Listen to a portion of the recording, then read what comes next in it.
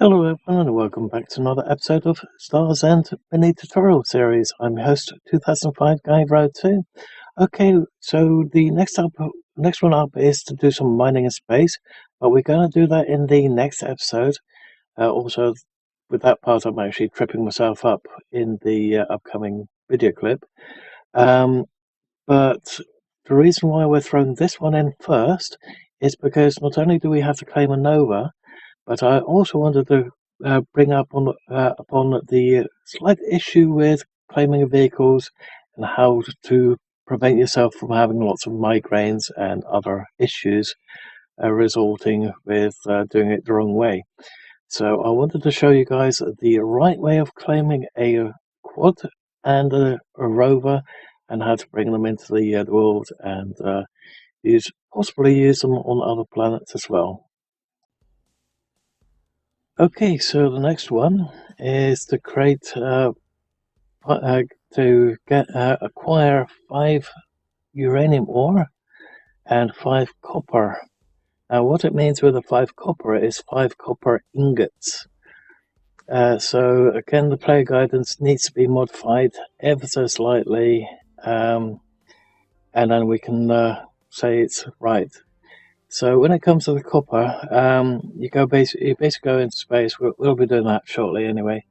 Go in space, mine up some asteroids, sorry, not asteroids, the space junk to get the copper ore, should I say. And then once we've got enough copper ore, we have to once again come back down, go to the refinery to convert the copper ore to copper ingots. When it comes to the 5 uranium, we have to keep the 5 uranium on us. And before we convert the copper ore into copper ingots. I know it's a bit of a mouthful and I keep tripping myself up with that, but that's basically what we have to do in order to end this portion of the player guidance. Otherwise it remains on the screen until you actually just drop it through missions. So let's go to a vehicle before we go to a ship. The pod over there, that looks like a nose cone off of one of the rockets, or one of the rockets to, let's say, launch into space. That's basically that one over there as well. That's basically the one that's got the mining beam laser on it. That's required for mining up into space. So before we do that one, we only require 3 power cells for that, and we currently have 14. Now I hope that we'll have the 3 power cells required after doing the vehicles, because the vehicles are between 2 and 4 power cells each. So we'll have to see how it goes from there. Pardon me. From there. So let's have a little look for vehicles. We want to change the nav pointer with N, so we can see everything that's got the spanner on it. The spanner basically means broken down vehicle, vehicles that we can claim with the power cells. However, some vehicles are more, let's say, complicated than others. And this is also where we're going to talk about the info tab. So at the moment, you can see that we have a base on Beta P, and of course our name is going straight through it. We've also got a horse. We can have up to 5 vehicles altogether, and basically this has got general stats: how much time we've survived, how many players we've killed, how many times we've died, how many animals we've killed. For some reason, that one does not come up. So it's a bit of a shame but that's what happens. Then it comes up with how much health we've got, how much stamina. We're down to 900 because we've lost a little bit of stamina. The reason why we've lost this is by placing down the sleeping bag, the campfire, and the workbench. If you place something down in the world, you lose stamina. Not completely sure why that's set up like that in the game, but that's what it is. Oxygen 100 because we're in an oxygenated environment. 46 hunger because we've let our hunger go. Have had something because while I was helping one of the players with stuff that they've lost due to a bug, the hunger and thirst went into red, so I had to quickly have our character eat and drink something. So fatigue is 52, and we can solve that by having our character sleep. But if that goes down to 0, then our stamina also goes down to 0. But it does not affect our health, thank goodness, at least. But I'm not sure if that's going to change anytime soon. So with that said, we're going to try and find ourselves a quad or a rover or something like that. So it says vehicle wreckage. It will not say what type of vehicle. So we'll have to just hit them all up and see what we can find.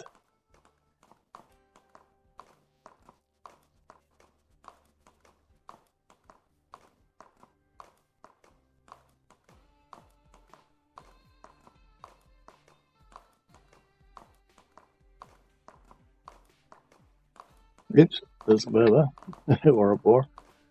Both of us were stuck on that same tree.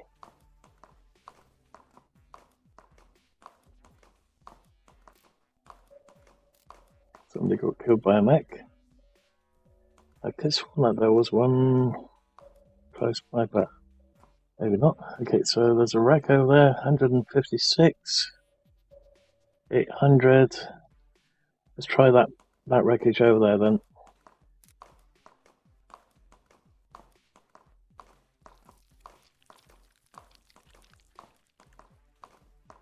Yeah. Okay. Stuck in a tree, that's never a good sign. But we can still try it regardless. So let's get off the horse, and then of course that bug is probably going to see us. Maybe not. Okay, so it requires 2 power cells to claim it. So we've claimed it, still stuck in a tree. Let's jump onto it. And we are missing a motor, headlights, and 2 wheels. So what I would recommend that we do is grab that, grab that, grab that, grab that, get off it, and we can hit the bug somewhere. There it is.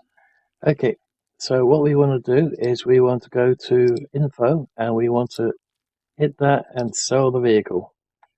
Because if we just leave it there and then come back with the components, it will not be our claimed vehicle. It will be a claimable vehicle again. Because if you leave it in the respawn area and you leave the area itself gets reset back to square one. So do not do that. There are several people that keep making that same mistake, and they don't realize that what's really going on. That's why I wanted to add this little piece to the tutorial. Okay, so we're going to look for another vehicle and hope that it's got the engine and two wheels at least, and probably missing 2 wheels and the spark plug. So if that's the case, then we can have a working vehicle. Okay, so there's a vehicle over here, also broken. Let's see what this one requires. 3 power cells. Let's go in it. It looks like it's got all the wheels, but it's missing. It's still missing the motor. It's got the turbo. It's got 2 wheels and headlights. So we need to find one that's missing, that has got the motor, but it can basically be missing everything else. So let's hop out of it. We go back into info and we sell the rover.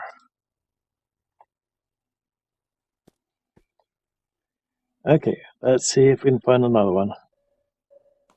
There's another one over there, but I think that's probably where we were earlier. Let's quickly have a look.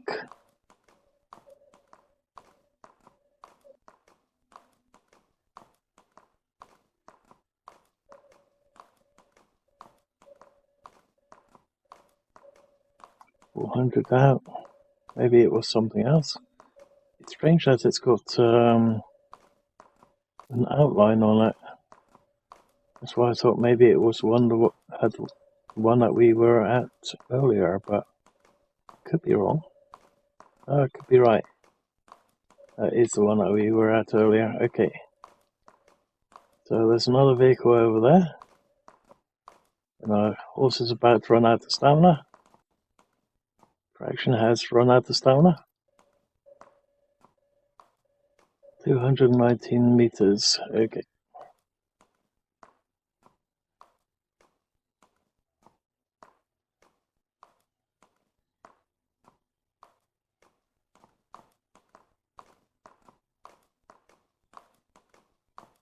Somebody committed suicide. Okay, another tree vehicle.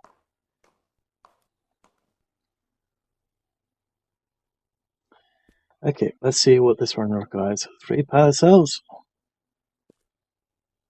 Does it have a motor? Yes, it's got the motor. Nice. We put in the missing wheels. We put in the turbo. Put in the spark plug. And we can put in the radio, but the radio is optional. And then we, uh-oh, doesn't have any fuel. No. Oh, I didn't want to exit it. Let's quickly go back into it. This is unfortunate. We found one, but it doesn't have any fuel in the vehicle. So that's a little bit of a shame. But once again, we just do this. We still have 6 power cells, so if we do find another rover, we can claim that another rover and then fix it right up. But we do need to buy some fuel apparently, so let's quickly do that. Oh, why does that thing have to be that close? I hate those things. Run away! Oh, over encumbered. That's so typical. Uh-oh.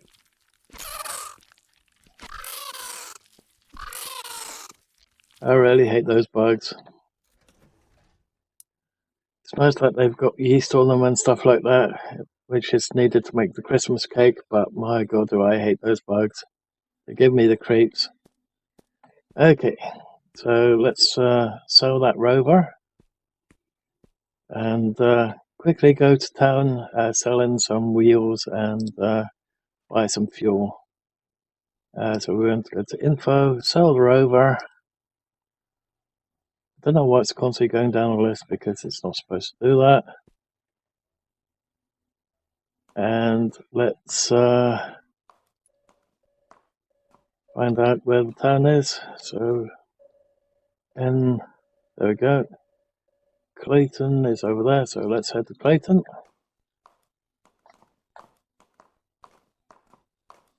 And buy some fuel.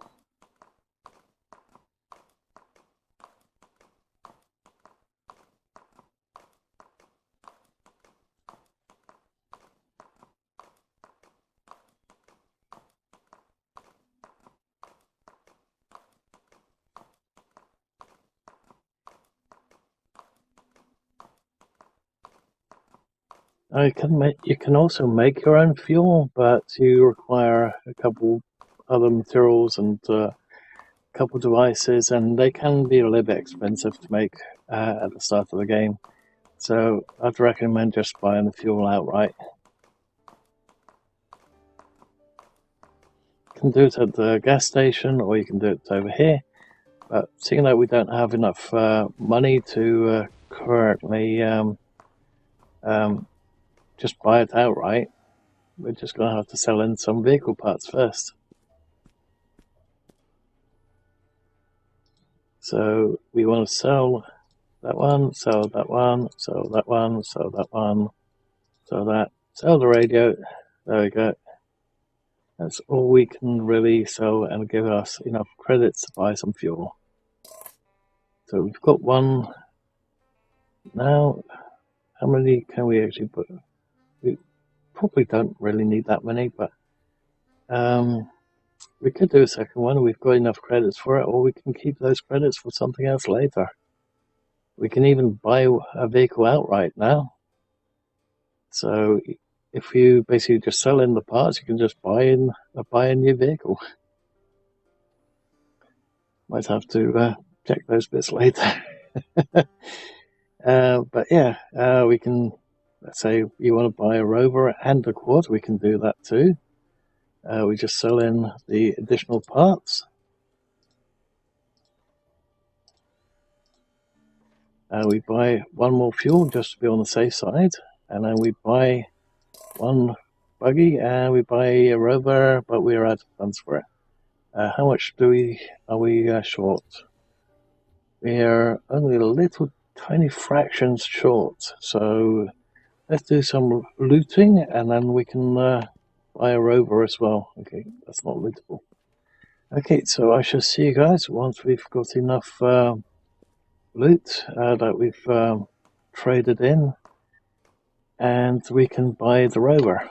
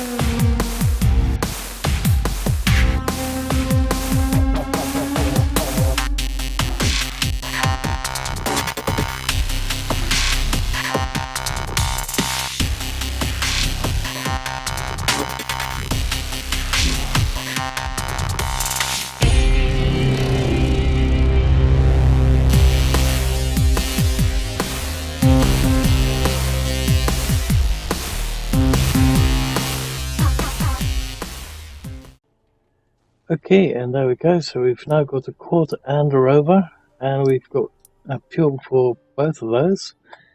So let's head back to base and quickly put those down. You don't have to put those down in the world. You can actually just keep them for when you're on a different planet, because let's face it, on a different planet you might not be able to find a horse, and you might have trouble with finding vehicles as well. So you might actually want to keep those in your global loot, which is something that we'll have to cover as well when it comes to making the plastic and everything in the next tutorial.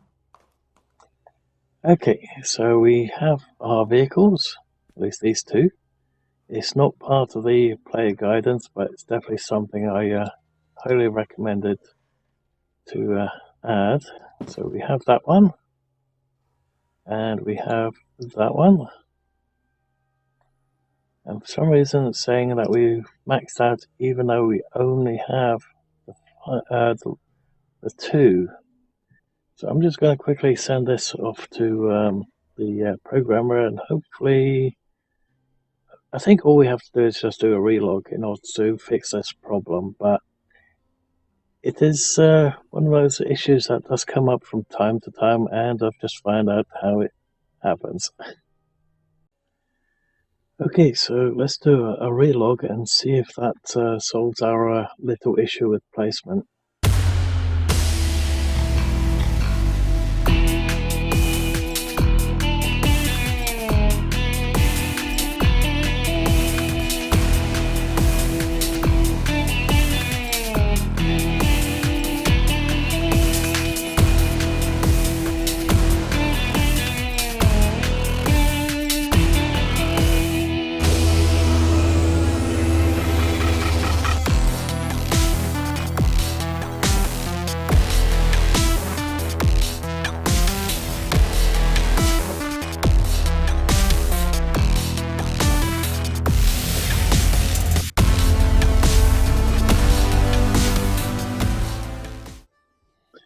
Okay, so if we now go to info, it now only shows the 2 items that we truly have.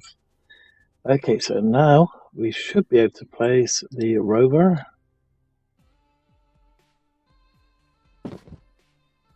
There we go, and we have 3 vehicles in our inventory.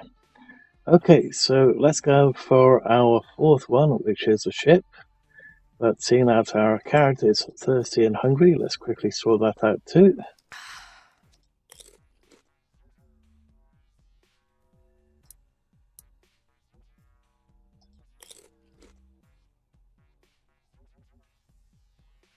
And our last drink. Okay, so let's get a ship. So there's a ship over there, and we do have 6, still 6 left. So let's move our horse over here so that it's in line with this lot, and we'll park the ship in front of it if we can afterwards. So we can use that as the thumbnail.